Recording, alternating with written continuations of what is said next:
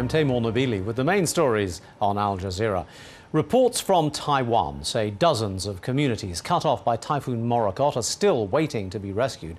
Rescue workers in the south of the island have been struggling to reach many of the areas as roads have been cut off by landslides and bridges washed away. Officials have raised the death toll to 116. The government has deployed more soldiers to the disaster zone to help.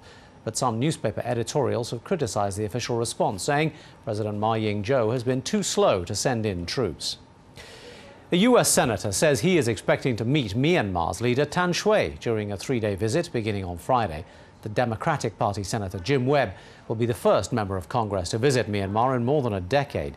His visit's drawn criticism from some of Myanmar's major dissident groups, who say it will only serve to help the military junta.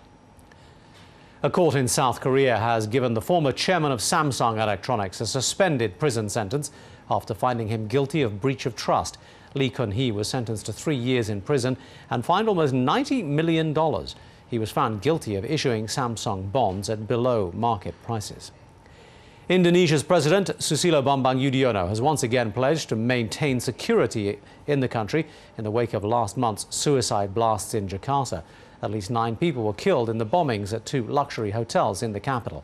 In his annual address to Parliament, Yudhoyono has also called on Indonesian people to help. Russia's defense ministry has denied media reports that it's located a missing cargo ship, the Arctic Sea. That ship was last heard from off the coast of France 2 weeks ago. It's feared it may have been hijacked, possibly in a commercial dispute. The ship was listed as carrying more than $1 million worth of timber.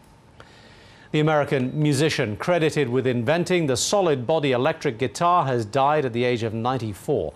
Les Paul was a successful performer and inventor. His guitar designs became the backbone of rock and roll.